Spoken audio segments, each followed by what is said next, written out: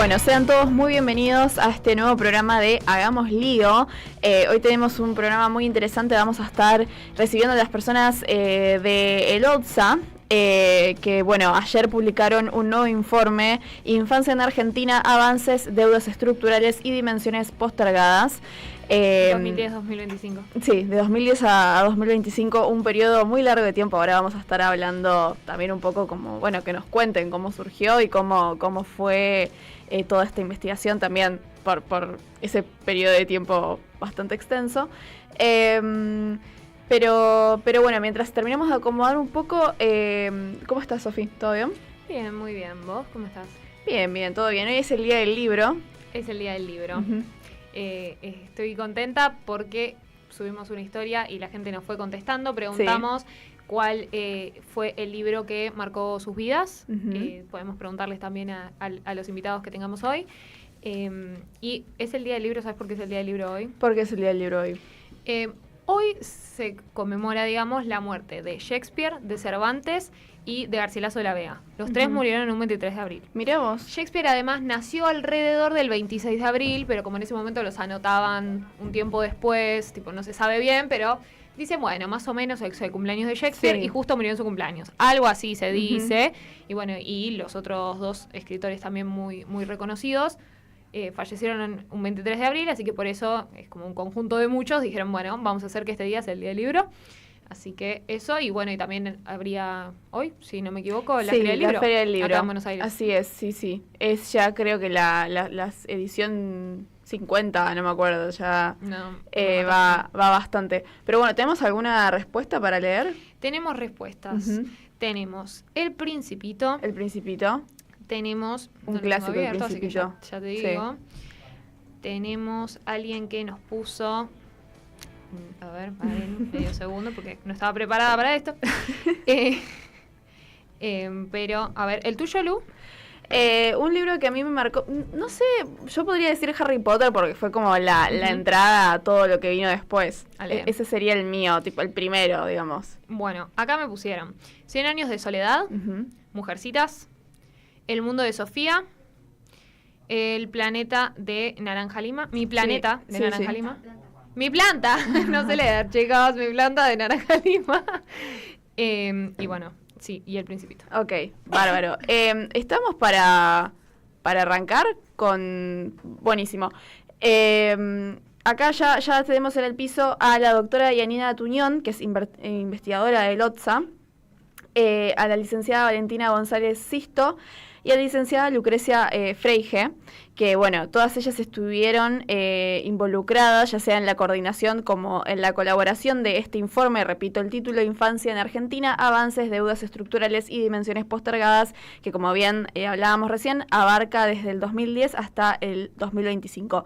¿Cómo están? Bienvenidas de nuevo a Hagamos Lío. ¿Todo bien? Hola, un gusto. ¿Todo bien? Hola, buenas tardes. Buenas tardes.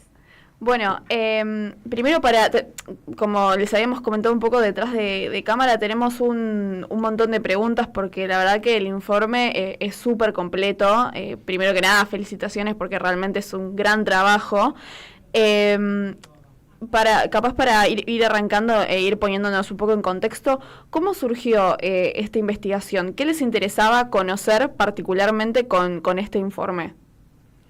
Bueno, este es un informe que hacemos presentamos 15 años, pero en realidad hace bastante más tiempo que se hace. Uh-huh. Y lo cierto es que indaga sobre diferentes dimensiones de las condiciones de vida y del desarrollo de los chicos, buscando monitorear de alguna manera el grado de cumplimiento de un conjunto de derechos y también monitorear aspectos que quizás todavía no forman parte de ninguna normativa, pero que desde el campo del conocimiento científico se sabe que es importante para el desarrollo de un niño en sus diferentes etapas.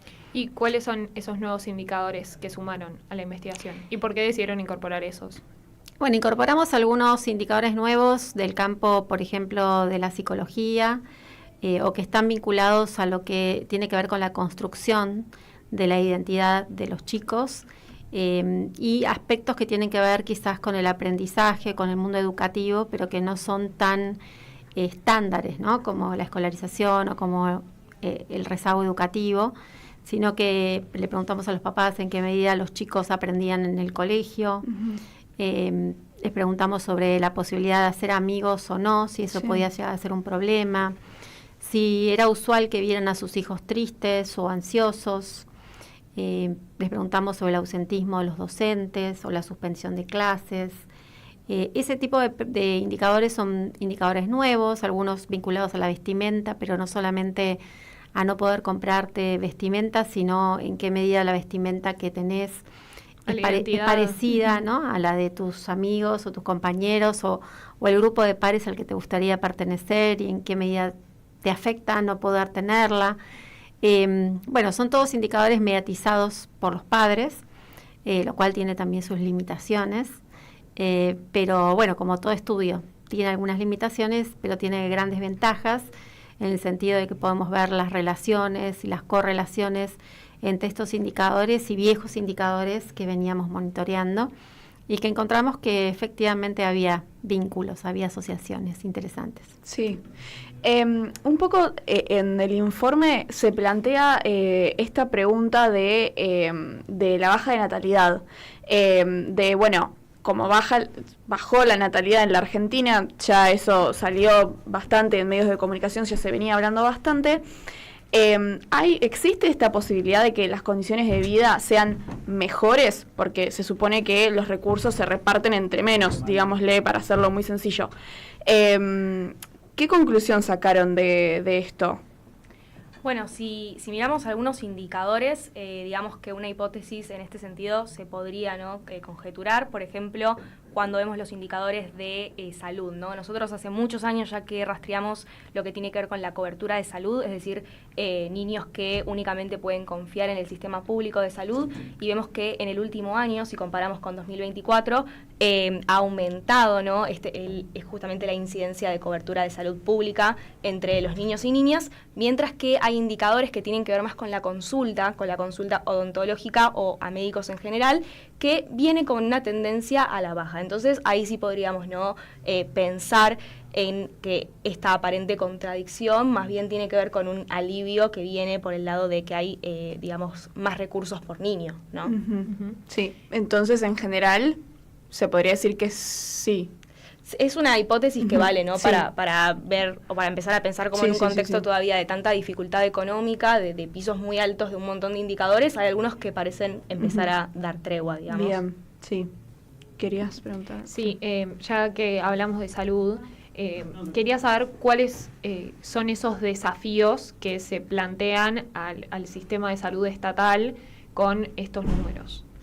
Bueno, un poco lo que tiene que ver con por qué es un problema, ¿no?, tener incidencia alta de niños con cobertura estatal, porque, bueno, es una presión excesiva, digamos, sobre el sistema estatal, lógicamente, y en la dificultad de conseguir turnos, también en un montón de dificultades económicas para, ya sea acceder a los turnos porque uno se encuentra expuesto o únicamente puede confiar en el sistema público, pero también porque los padres de esos niños más vulnerables seguramente tengan menos tiempo para llevarlos, claro. Inclusive podría pensarse menos conocimiento, un montón de cuestiones, y este año, digamos, sumado a estos 3 indicadores del ámbito de la salud que ya se venían relevando hace mucho tiempo, se agrega uno que explora o intenta explorar un poco sobre cuáles son los motivos, ¿no?, detrás de esta falta de acceso a consultas regulares, y empieza a aparecer que la mayor parte de estas dificultades parece asociada a problemas económicos, porque un 20% de los niños o niñas tiene padres que identifican que es la dificultad económica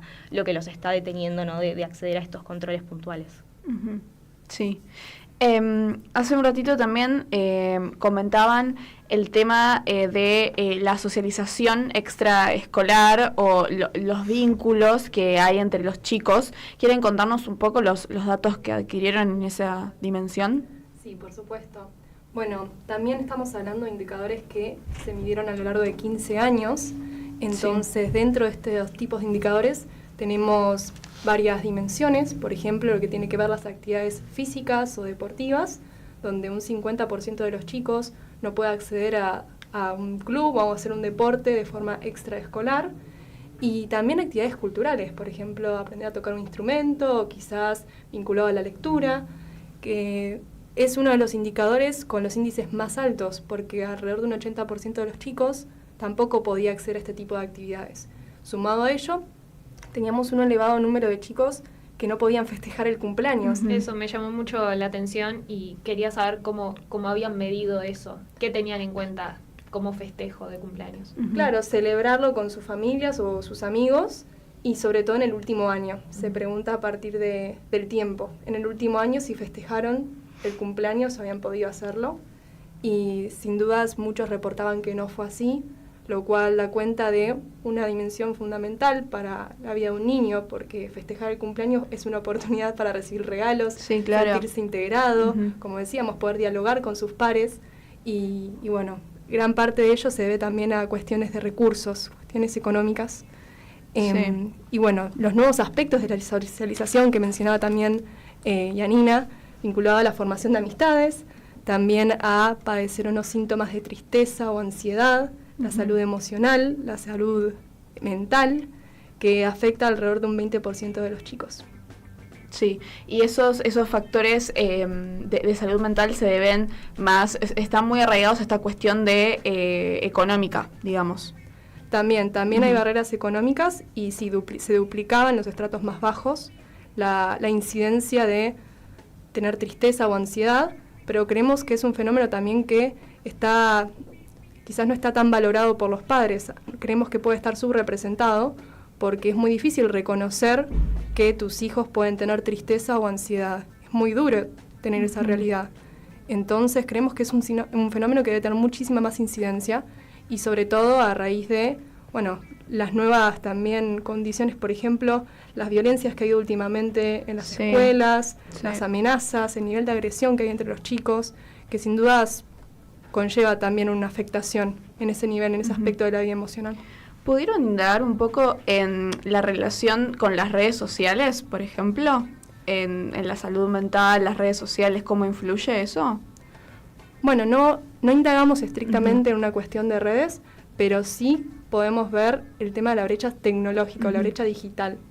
Por ejemplo, en distintas dimensiones que tienen que ver tanto con el acceso que tienen los hogares a Internet, como a un recurso como una computadora, donde un 50% de los chicos, y estamos hablando de un promedio general, en los estratos quizás más vulnerables este porcentaje se aumenta, no pueden acceder a una computadora en su hogar.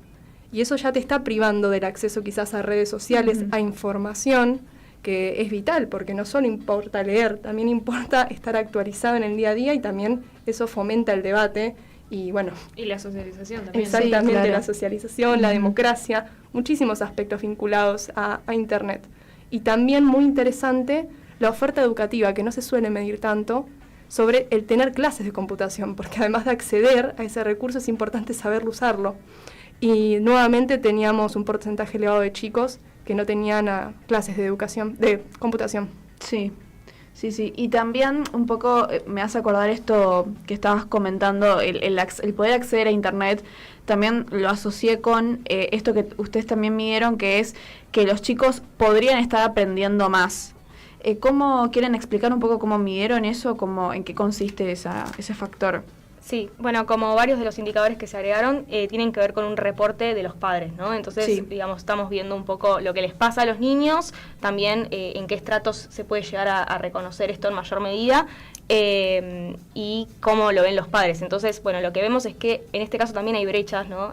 Por estrato, con lo cual ya en estratos de nivel socioeconómico más bajo, ¿no? Con padres menos educados, con peores recursos materiales, incluso en esos casos se reconoce que sus propios niños, digamos, tienen dificultades para aprender, ¿no?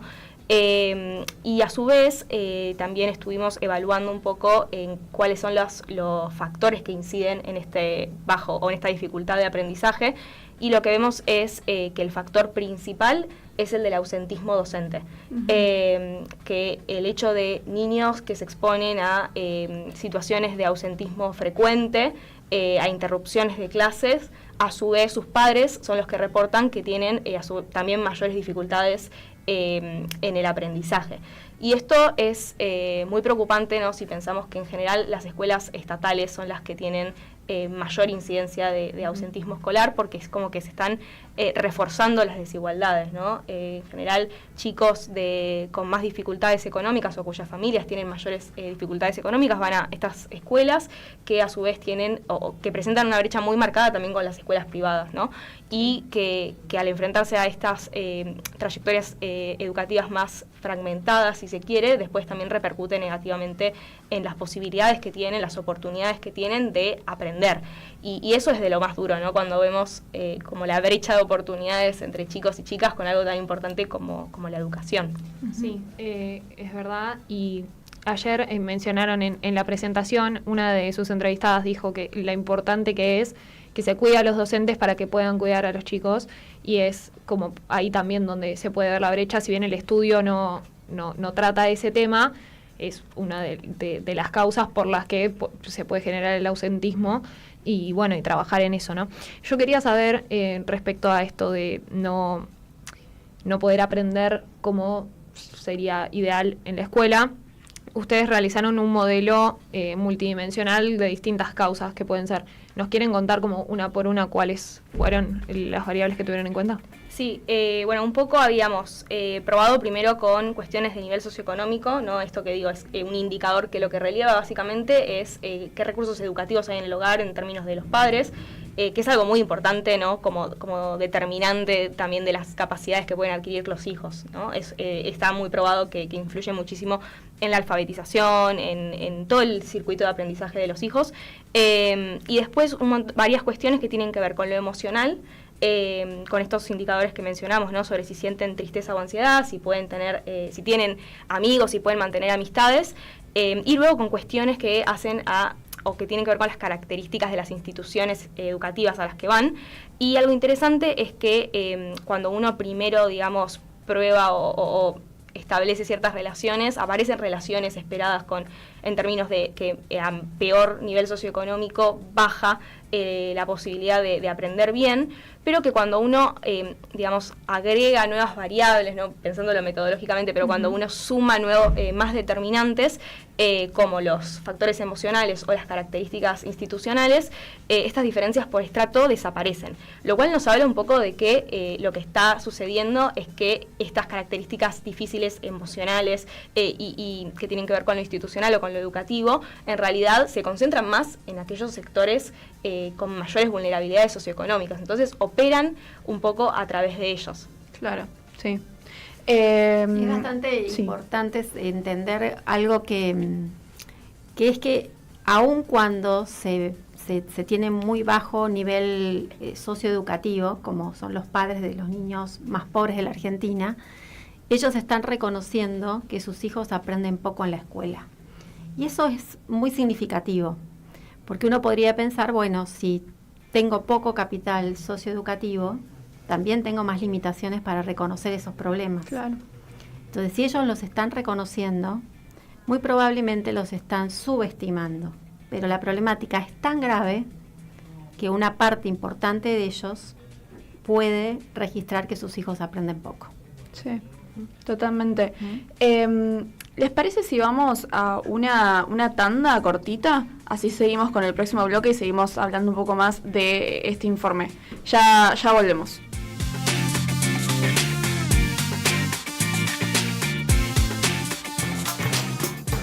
¿Cómo te ves en el futuro? Estudia Contador Público en la Universidad Católica Argentina. Te ves en la UCA. Abierta la inscripción. Estudia Tecnicatura Universitaria en Laboratorio de Análisis Clínicos en la Universidad Católica Argentina. Te ves en la UCA. Abierta la inscripción. Estudia Licenciatura en Comunicación Periodística en la Universidad Católica Argentina. Te ves en la UCA. Abierta la inscripción. ¿Cómo te ves en el futuro? Estudia Licenciatura en Dirección Orquestal en la Universidad Católica Argentina. Te ves en la UCA. Abierta la inscripción.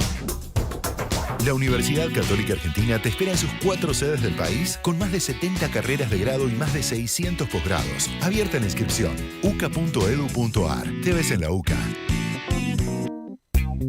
¿Cómo te ves en el futuro? Estudia Licenciatura en Nutrición en la Universidad Católica Argentina. Te ves en la UCA. Abierta la inscripción.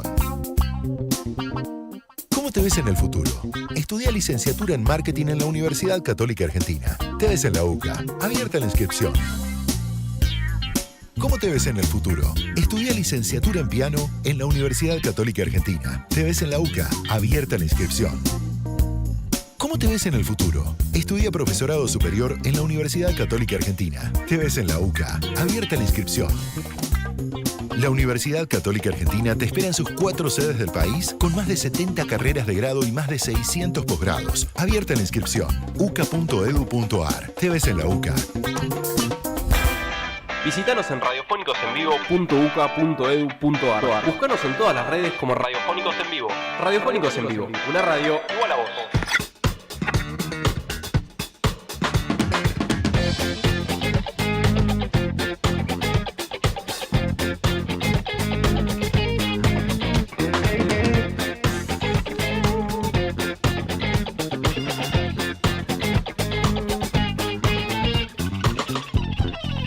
Bueno, ya estamos de vuelta con parte del equipo de LOTSA en este informe que presentaron Infancia en Argentina, avances, deudas estructurales y dimensiones postergadas. Estamos con la doctora Yanina Tuñón, licenciada Valentina González Sisto y la licenciada Lucrecia Freige. Bueno, ya estuvimos hablando bastante, ¿no?, del informe, pasamos por varias de las dimensiones que contiene, porque como decíamos es realmente muy completo, pero como mencionamos al principio del programa, hoy es el día del libro. Y justo queríamos aprovechar como esa oportunidad para hablar de una parte del informe que trata sobre eso, que hay muchos chicos que por ahí no tienen un libro que les haya marcado la vida porque no tienen acceso a la literatura. ¿Qué datos tienen, aprovechando que es el día del libro, para hablar? Bueno, el último dato de 2025 nos muestra que el 30,5% de los niños y niñas no puede o no tiene a sus padres o sus padres, digamos, no les leen cuentos. Y además, una vez más, vemos brechas significativas, ¿no?, en términos de nivel socioeconómico, donde los chicos del nivel socioeconómico más bajo ahí la incidencia aumenta al 43% y cae a más o menos la mitad, ¿no?, alrededor del 20% en el caso de los chicos del estrato medio-alto. Y bueno, por ahí puede parecer un indicador un poco secundario, si se quiere, cuando a veces comparamos con otras cuestiones más materiales, ¿no?, o grandes indicadores como el de la pobreza, pero bueno, como vos mencionabas, es fuerte también, ¿no?, que haya infancias que puedan tener un libro favorito, o que el día de mañana puedan decir, bueno, cuando yo era chico me leían esto y esto me marcó de esta manera. Es fuerte de ese lado y también tiene mucho vínculo, ¿no?, con lo que un chico puede aprender después. Sí, totalmente. Y bueno, justo esto que estamos contando de un libro que me marcó, también siento que forja mucho lo que es la identidad. Y recién, Yanina, habías mencionado que, bueno, la que quiera comentarlo, que hay mucha también, mucha falta de identidad con lo que uno lleva puesto en algunas situaciones. Mucha falta de identificación con los pares, de chicos que quieren capaz vestirse como sus amigos, sus compañeros, y que por faltas de recursos no pueden. ¿Qué datos tienen sobre eso? Bueno, sí.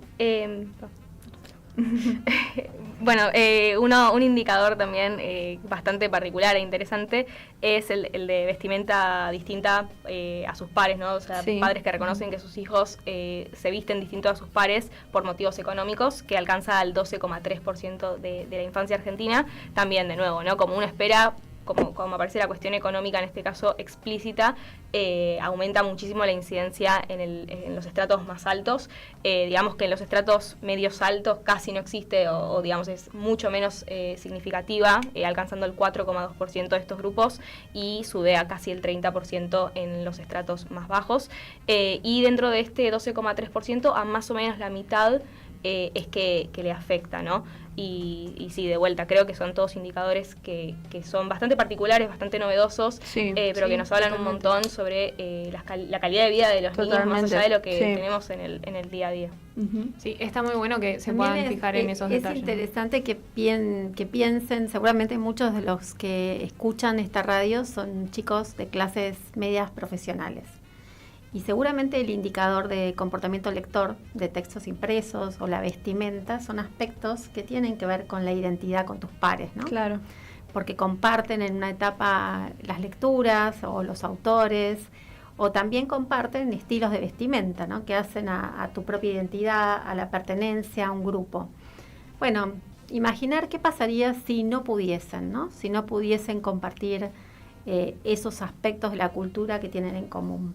Bueno, lo que ayer nos contaban algunas de nuestras invitadas al panel tenía que ver con eso, cómo desde la muy primera infancia, desde los primeros años de la escuela primaria, uno puede sentir que necesita autoexcluirse, ¿no? Por el miedo a no ser integrado, claro, por no compartir algunos de esos cánones, ¿no? La posibilidad de tener una vestimenta que sea acorde al espacio escolar, o poder compartir ciertos consumos culturales que, como vimos, como les dijo Lucrecia, más del 80% de los chicos no tiene acceso a ciertos bienes culturales que en la adolescencia particularmente son como muy valorados. Uh-huh. Sí. Un ejemplo de eso serían ¿las o lo analizaron con otros aspectos materiales? No, la computadora directamente es un bien, pareciera como que cada vez hay menos computadoras en los hogares, uh-huh, y menos en los hogares de pocos recursos, donde en el contexto, por ejemplo, de la pandemia, que se requirió tanto tener al menos un celular, lo que vimos era que en los sectores de clases bajas, en realidad había un celular para compartir, ¿no? Y que en ese contexto se le dio mucha prioridad al uso de los niños de la primaria más que los adolescentes, con lo cual también, digamos, el acceso a un celular propio es algo que uno cree que es algo muy generalizado, pero no es tan generalizado en contextos de pobreza. Uh-huh. Y sin dudas, todos nosotros podemos comparar cuál es la capacidad que tenemos de poder hacer elaboraciones con una computadora o con un celular. Bueno, la gran mayoría de los chicos en la Argentina se tiene que arreglar, si tiene suerte, con un celular. Claro. Y no deberíamos menospreciar el punto, porque incluso estudiantes universitarios de universidades del conurbano se manejan únicamente con un celular en toda su trayectoria universitaria, ¿no? Con lo cual también podemos ver que las limitaciones llegan hasta jóvenes universitarios, ¿no? Sí, sí, claro. Otra de las dimensiones que contempla el informe es lo que tiene que ver con la alimentación. ¿Qué datos pudieron ver ahí? Bueno, en este caso tenemos tanto indicadores tradicionales que miden el acceso a alimentos adecuados, y también tenemos algunos nuevos indicadores que nos han llamado bastante la atención. En cuanto a los indicadores tradicionales, tenemos la medición de la inseguridad alimentaria, que tiene que ver justamente con el grado de privación que experimentan los hogares con niños para, bueno, como decíamos, para acceder a alimentos, y con preguntas relacionadas con la reducción de la ingesta de alimentos e incluso atravesar situaciones de hambre. Uh-huh. Y ahí tenemos dos umbrales: inseguridad alimentaria moderada e inseguridad alimentaria severa. Y vemos que ambos han disminuido un poco respecto del año anterior. Estamos hablando de un 30% de los chicos que sufre inseguridad alimentaria total. Y sin dudas igual sigue siendo 3 de cada 10 chicos en Argentina, sí, claro, que atraviesa situaciones donde no puede acceder a alimentos adecuados. Y es uno de los casos más extremos, porque cuando miramos la pobreza general tenemos 30% de los chicos que tienen problemas para alimentarse. Uh-huh. Y además, o a la par de estos indicadores, tenemos también la asistencia alimentaria, que uh-huh, tiene que ver con la cobertura que se ofrece desde comedores, en las mismas escuelas, o también en programas como la tarjeta alimentar, uh-huh, para brindarles asistencia a estos chicos. Y en este caso el indicador sube al 60% de las infancias en Argentina, y sin dudas da cuenta de una política de Estado que se ha mantenido, pero alcanzó niveles récords. Entonces también habla de la dependencia hacia, claro, el sistema. Claro. Y respecto a los nuevos indicadores, se preguntó a los padres sobre si observaban que sus hijos sufrían exceso de peso, uh-huh, o delgadez extrema. Uh-huh. Exactamente. Y en este caso, contrastando también con mediciones objetivas que realizó hace unos años el Ministerio de Salud, donde aproximadamente el 40% de los chicos tenía problemas de peso, como exceso de peso u obesidad. En nuestro caso encontramos que solo un 4% de los padres reconocían que sus hijos tenían este problema. Entonces estamos hablando de padres que están subestimando este fenómeno, Sí. pero lo interesante es que los padres que reconocían estos problemas de peso eran los de mayor nivel económico. Y también nos habla un poco de las cuestiones quizás de mandatos culturales o cuestiones vinculadas al acceso de información que tienen esta población.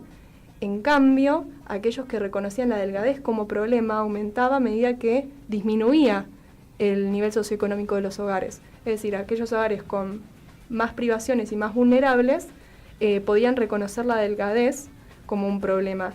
Y esto también trae aparejado cuestiones culturales vinculadas a percibir la insuficiencia de peso como quizás un síntoma de debilidad entre las infancias y justamente el peso corporal como fortaleza entre los sectores más expuestos. Claro, sí. Hay un dato que lo charlábamos con Sofi que nos impactó mucho, que es que el 26,9% de los chicos comparten cama o colchón.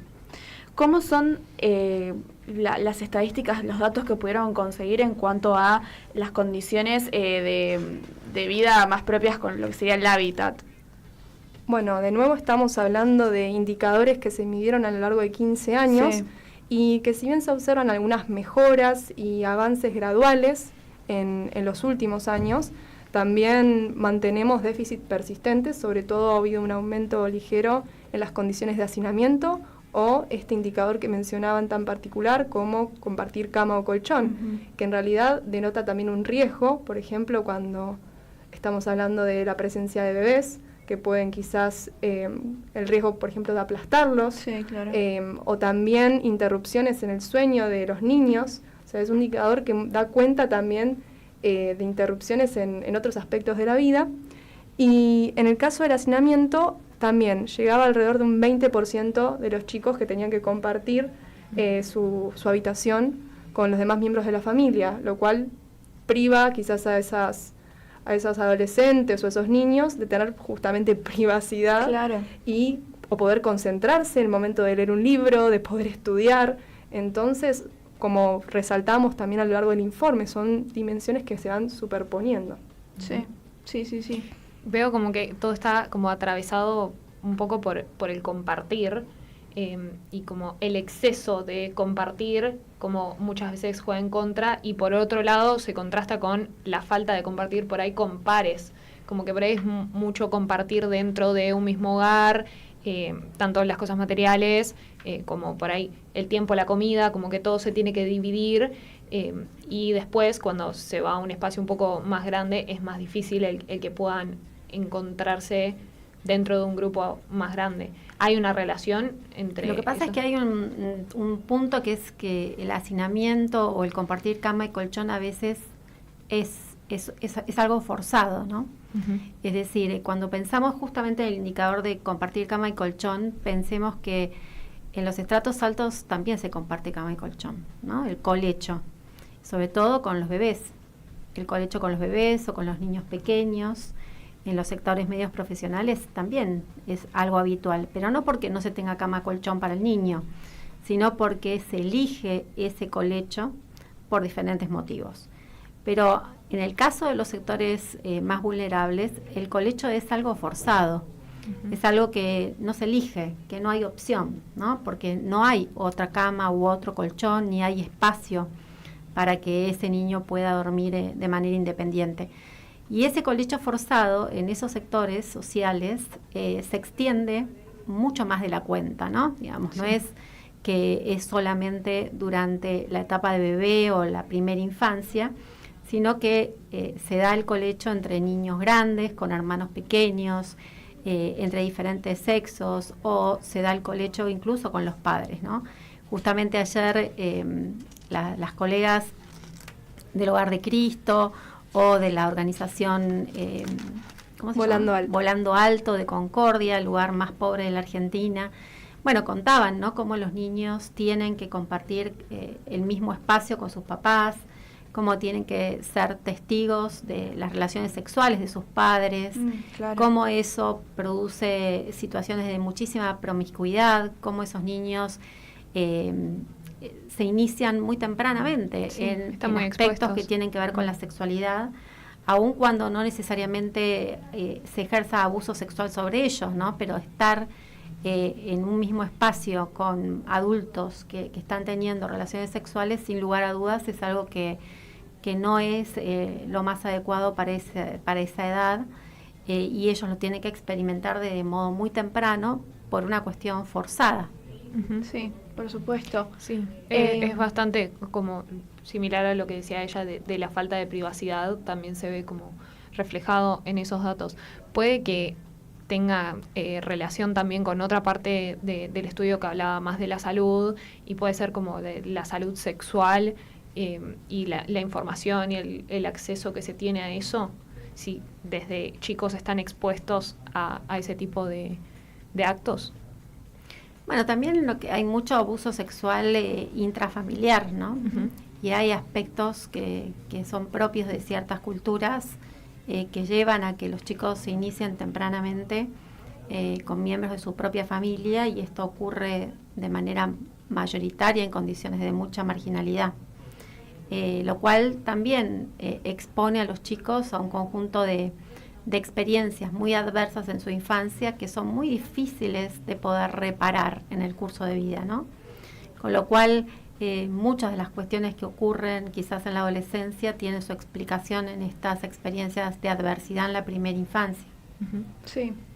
Y lo que el estudio quizás también podría reflejar un poco ese sentido es los niveles de tristeza y ansiedad que comentábamos antes, que se dan en mayor medida en adolescentes y también en población femenina, en las mujeres, y que, como también mencionamos, son las más expuestas muchas veces, no solo a los cambios físicos que conlleva la pubertad en esas edades, o también las exposiciones que tienen a situaciones justamente de abuso, de violencia.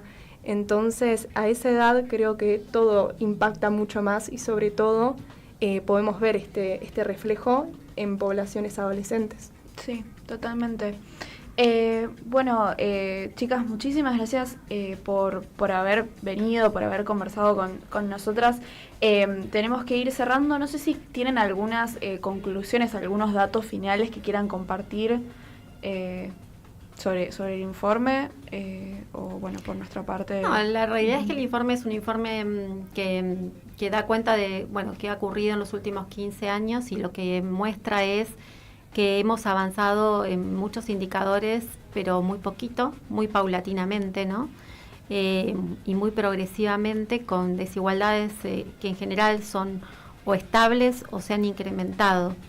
Con lo cual, bueno, es un tema importante para pensar, porque la realidad es que una sociedad que tiene un bajo desarrollo humano en su infancia, que va a tener pocos niños y que los niños se van a volver muy preciados para la sociedad, deberíamos pensar en cómo invertimos mejor en ellos para tener un mejor capital humano. Y estos datos, creo que más allá de ser un diagnóstico, son en parte importante de la solución, ¿no? De cómo pensar las soluciones orientadas a diferentes dimensiones, muchas de las cuales, tenemos corresponsabilidades, ¿no? Que yo diría que son deudas sociales. Bueno, muchísimas gracias de nuevo por haber venido, por haber explicado todo con tanta claridad también. De nuevo, felicitaciones, porque realmente el informe está completísimo. Muy completo. Así que cuando sea la próxima, cuando necesiten volver, bienvenidas. Así que eso, muchas gracias. Nos vamos con una pausa y ya volvemos con el último bloque de Hagamos Lío.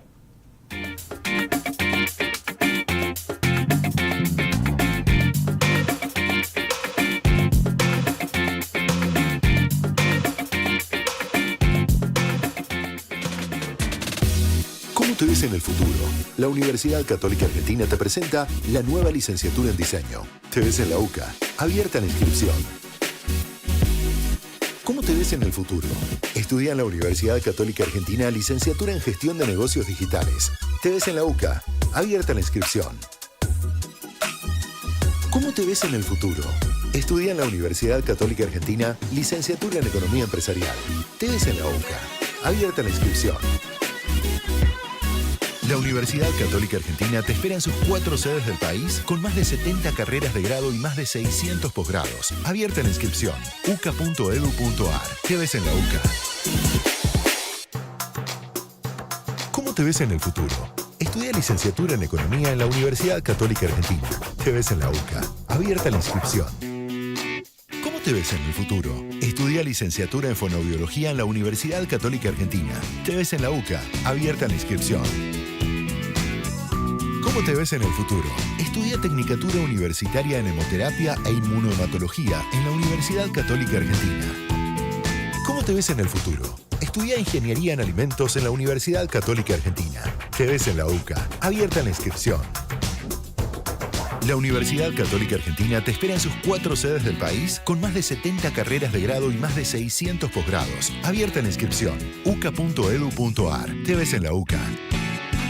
Visítanos en radiofónicosenvivo.uca.edu.ar. Búscanos en todas las redes como Radiofónicos en Vivo. Radiofónicos en Vivo, una radio igual a vos.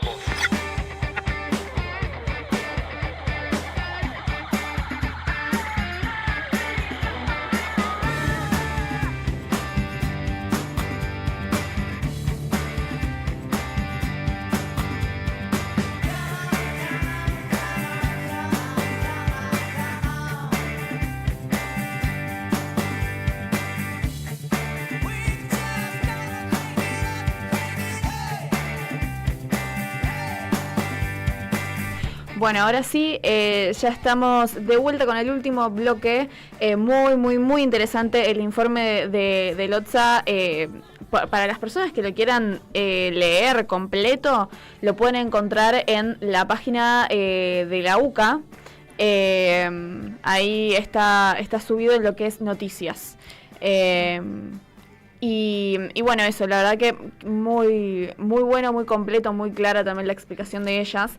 Y aparte atraviesan muchos puntos que por ahí surgen en conversaciones. Sí. Mismo mientras estábamos, cuando lo leí hoy a la mañana, me acordé de algo que hablamos nosotros ayer, que fuimos a cenar, y hablamos de como la importancia de la ropa en la identidad.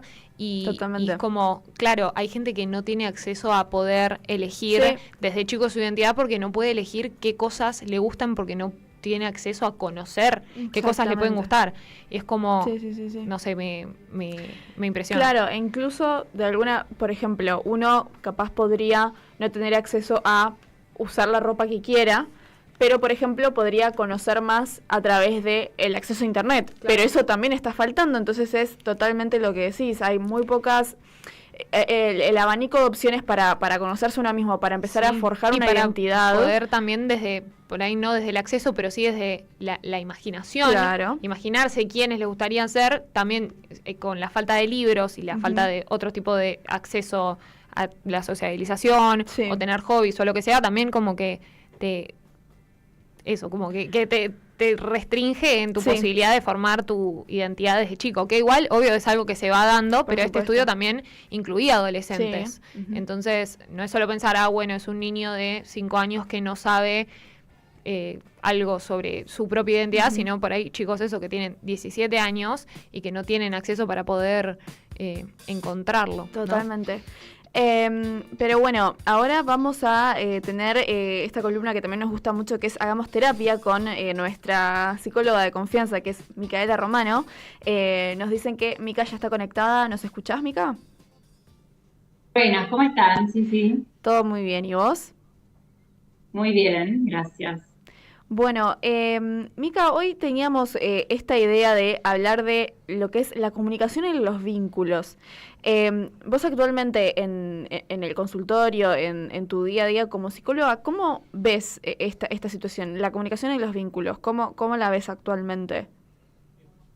Algo que se escucha mucho es la frase esta de... el problema, no sé, por ejemplo, en mi pareja o con mi hijo adolescente, el problema es la comunicación, ¿no? Tenemos que ajustar temas de comunicación. Entonces hay como una idea de que ajustando algunas temas en la comunicación, vamos a lograr entendernos, va a fluir todo bárbaro y va a estar todo perfecto. A veces sí, está bueno ajustar esto de cómo decimos las cosas, cómo escuchamos, pero me parece interesante incluir la idea de que a veces, en realidad a veces no, digamos, la idea de que los malentendidos, que con los que a veces nos encontramos, son parte constitutiva de el vincularse. No hay forma de encontrarnos en esta experiencia de vincularnos que quede por fuera de malentendido, de algo que no, que queda por fuera de nuestro alcance o fuera de nuestro entendimiento. Pero ¿existe esa posibilidad, Mica? O sea, ¿existe realmente esa situación de poder comprender al otro 100%? Me encanta la pregunta, porque justamente lo que quiero plantear es que no, es que esa cosa del 100% existe en la fantasía. Y eso es lo que muchas veces nos lleva a insistir en que quizás si yo te lo digo de tal manera, o si vos haces tal cosa, o si hacemos esto, hacemos lo otro, vamos a poder llegar a esa tal comunicación perfecta. Hay una frase que se le atribuye, no sé si la conocen, a Frida Kahlo, no sé si será real que Frida Kahlo decía esto, pero dice, se suele escuchar que dice esto: si te lo tengo que pedir, entonces ya no lo quiero. Que habla un poco como de esta cosa de que haya gestos donde yo no te tenga que estar pidiendo. Puede ser que haya algo de verdad en eso, seguro, pero un poco también lo que dice es esta cosa de que no es necesario comunicarse, no es necesario hablarse, no es necesario preguntar. Y la verdad es que sí. Y aún así, aún preguntándote, aún hablando y aún diciendo, va a haber cosas que van a quedar por fuera. Va a haber algo que no va a quedar expuesto, va a haber algo que queda oculto. En mí mismo, porque a veces ni yo sé lo que me pasa, eso iba a preguntar. ¿no? A veces no es que el otro quiere ocultar a propósito, a veces es que el otro tampoco lo tiene bien descifrado, qué es lo que le está pasando, y desespera, ¿no? Un poco la idea es poder tolerar esa experiencia de que hay algo del otro que yo no sé, que escapa a mi control. Sí. Bueno, se escucha mucho últimamente el decir, bueno, hasta que yo no esté bien conmigo misma, no puedo estar con otra persona. Dentro de la comunicación, justo recién hablábamos con Lu sobre la identidad y la construcción de la identidad, si uno no tiene del todo claro como su comunicación interna, su diálogo interno y su identidad, ¿puede llegar a comprender a otro? Está bueno como lo planteás. Creo que cuando uno está un poco como perdido, ¿no? Con lo que es uno, como si todavía se estuviera buscando, a veces uno cae en buscarlo afuera, en pedirle al otro que me dé seguridad, en exigirle al otro que tal cosa. Lo buscas afuera y también es esta cosa que se pueden generar vínculos muy dependientes donde prácticamente nos tenemos que estar mirando constantemente y si uno pestanea, me desarmo, ¿no? Entonces, pestanea, ¿qué sería? Tengo otro interés, quiero ver a mis amigos, quiero estudiar, tengo un hobby, tengo algo por fuera de la pareja. Sí. Es visto casi como, ¿no? un desgarro. Y a veces puede pasar por esta falta de construcción a nivel individual, ¿no? De conocerse, de como plantarse, ¿no? De entenderse un poco más y quizás como buscarlo más o pedirlo más en el afuera. Sí. Mica, entonces, ¿puede ser algo positivo no entender a la otra persona al 100%? Sí, yo creo que sí. Yo creo, a ver, suena raro, ¿no? Suena como no, quiero entenderlo, porque uno quiere entender las cosas. Piénsenlo, por ejemplo, en el vínculo en crianza, ¿no? Quiero entender a mi hijo, y hay como una idea, una fantasía de que hasta tengo que hacerlo. Si yo soy la madre, el padre, tengo que saber qué es lo que necesita o qué es lo que quiero, qué es lo que desea. Y por más que sea con buena intención, la idea es partir de esa base de que yo puedo entender al otro al 100%, la verdad es que lo termina primero asfixiando, ¿no? Al otro, y también como que no habilita el espacio de que el otro aparezca como un ser subjetivo, con sus propias cosas más allá de mí, Claro. ¿no? Y a veces pasa en vínculos de muchos años, sobre todo se ve, Ujú. como que aparece un poco el tedio de ya nos conocemos de memoria, como Sí. esta cosa de ay, ya sé lo que me vas a responder, ya sé lo que me vas a decir, como esta cosa, viste, de la rutina que agobia, aburre. Incluir algo de esto, de pensar que aunque estemos hace muchos años juntos, puede haber algo del otro que todavía está por descubrirse, también abre como la posibilidad de descubrir algo nuevo, como un motor, como la posibilidad del deseo también, de reavivar, por ejemplo, la pareja, Sí, ¿no? o mismo con amigos también puede pasar lo mismo, ¿no? Y con los hijos, todo, ¿o no?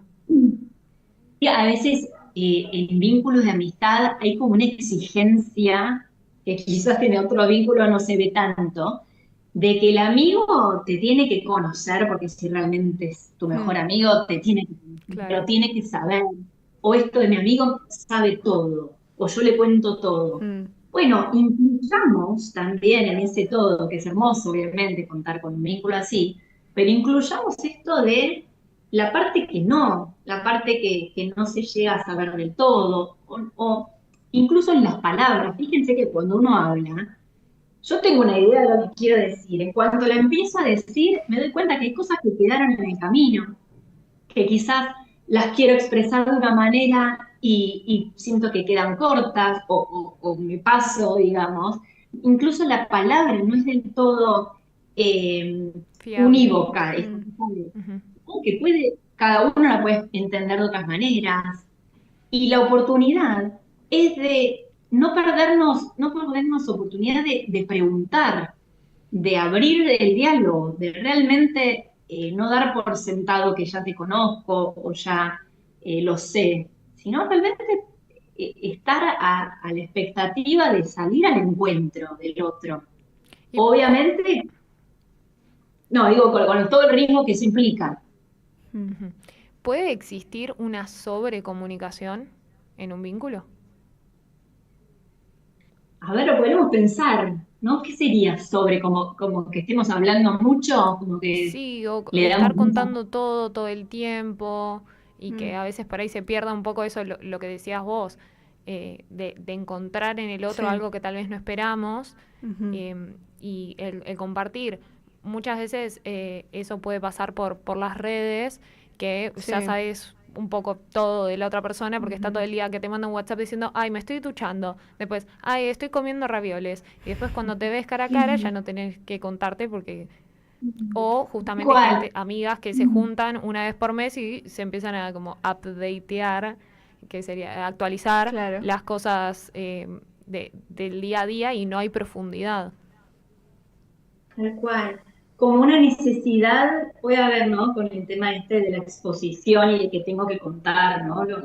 El día a día, como...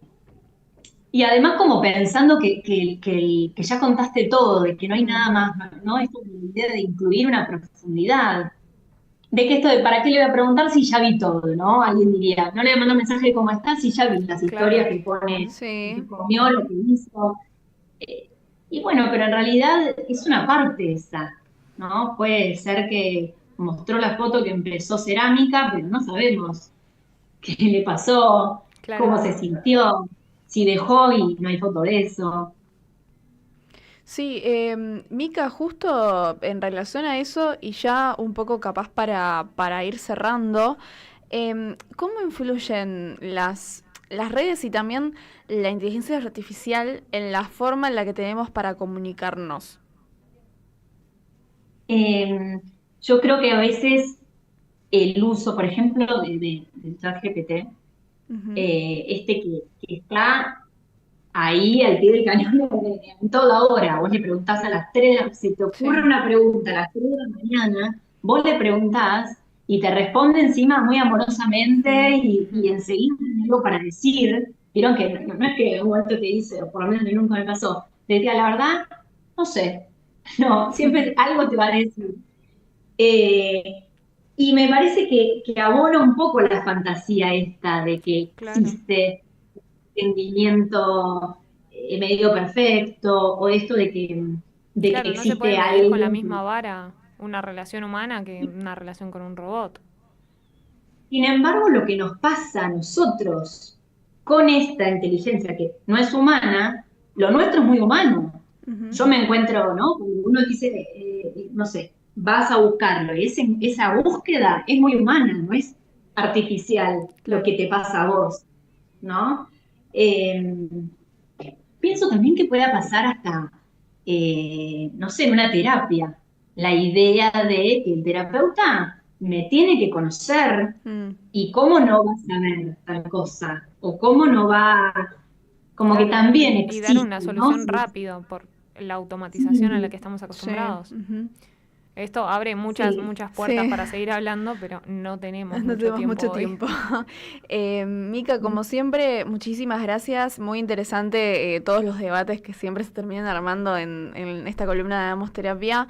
Así que eso, te esperamos para la próxima para seguir compartiendo conclusiones e ideas y Perdones argumentos. por cortarte, pero no da el tiempo y mejor guardar para la próxima. ¿Querés dejarnos tus redes para que la gente te pueda seguir? Pueden seguirme al Instagram, que es Micaela Romano, psicóloga, donde voy subiendo algunas reflexiones, o también puedo recibir algunas ideas sobre columnas o algunas cosas Eso está que muy quieran. bueno, para que la gente pueda proponer temas para que charlemos con vos. Está muy bueno. Sí. Bueno, también si quieren proponer cualquier cosa, nos pueden seguir a nosotros también en @hagamosliouca. Y bueno, te mandamos un saludo, Mica, y le mandamos un saludo y un gran agradecimiento a Belén Galindo, a Facundo González, también a Guada Olivieri y bueno, a Federico Ravera. Y nos encontramos mañana. Nos ¿no? encontramos mañana en un nuevo programa de Hagamos Lío. Muchísimas gracias al Arzobispado también, a Orbe 21 Claro, por el 21. espacio. Y bueno, nos reencontramos mañana. Un abrazo. Somos hecho y derecho, hablamos 15 minutos con la realidad. Por Orbe y por YouTube, una hora de información. Por Orbe y por YouTube, una hora de información.